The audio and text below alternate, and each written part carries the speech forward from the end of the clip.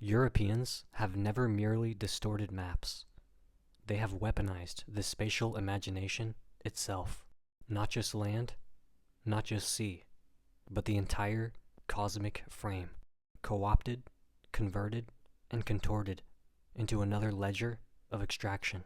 Where other civilizations approached the sky as rhythm, relation, and recursion, Europe approached it as vacancy, a backdrop for empire, a screen for projection.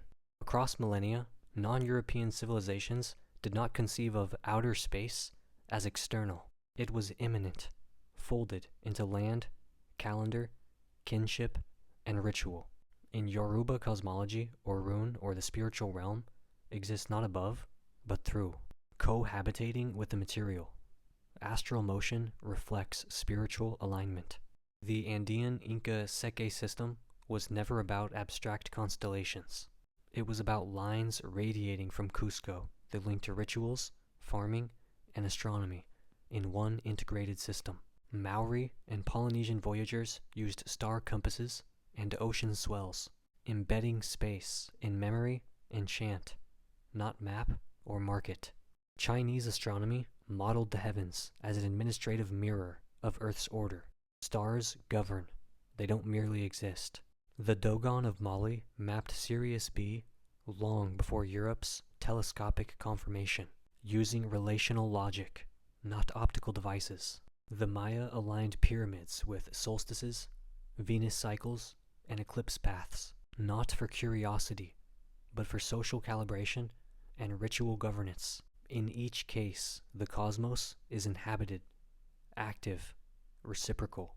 Europeans, by contrast, required a void. The void justifies expansion. If it's empty, it can be claimed. The void silences alternatives. If it's unoccupied, no one else can speak for it. The void naturalizes violence. If it's lifeless, it cannot be desecrated. This metaphysical vacancy is not descriptive. It's instrumental. It is the same logic that declared Turtle Island the New World, the Congo dark, and the Australian interior nobody's land. Applied upward, this logic colonizes the sky. NASA wasn't a science project. It was a militarized frontier campaign, founded on Operation Paperclip. Nazi engineers repurposed to serve U.S. empire, launched under the Department of Defense, with Cold War strategy embedded into its architecture. The moon was not a site of wonder. It was proof of dominance. Just as Europeans renamed rivers and mountains, they now rename craters and planets. Lunar landmarks bear the names of Galileo, Copernicus, and colonial voyagers. Star catalogs are in Latin, while Babylonian, Indian, and Islamic star maps are cast as cultural curiosities. Asteroids are monetized. Naming rights are sold. Billionaires like Musk propose privatized Martian cities. Celestial bodies are listed as future mining sites. NASA's Artemis Accords open the door for lunar resource extraction. SpaceX pitches interplanetary logistics in terms of asset delivery systems. Luxembourg and the UAE already draft legal regimes for asteroid mining sovereignty. This is not exploration. It's a resource modeling with rockets, a spreadsheet with a launch code. Mars is not a scientific destination. It's a backup plan for elite continuity.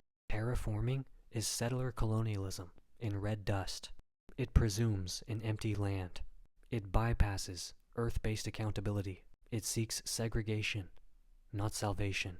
Colonize the Earth until collapse, and then colonize the collapse. Most satellites are not scientific. They are military, corporate, or surveillance-based. Starlink is not public infrastructure. It's a private telecom monopoly in low Earth orbit. Space Force isn't a parody. It's the next logical step in territorial abstraction. Space law favors first-to-file patents over custodial ethics. Nations without launch capacity must now negotiate celestial dependence. Outer space has become the next imperial commons, closed off to the majority, ruled by orbital capital.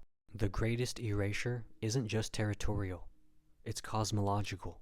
Europeans didn't just conquer land, they erased the skies, discredited Dogon precision, silenced Maya calendrical genius, dismissed Chinese sidereal continuity, mummified the Polynesian sky lore into museum exhibits, not because these systems were wrong, but because they were uncapturable, because they refused commodification, because they centered relational obligation, not dominion.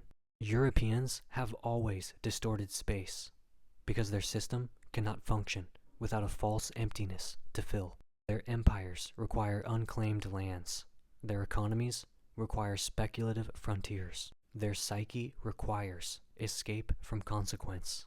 So they launch into the heavens, not to find a life, but to flee the one they've ruined. This is not space travel. This is capitalist afterlife architecture. The stars are not the final frontier.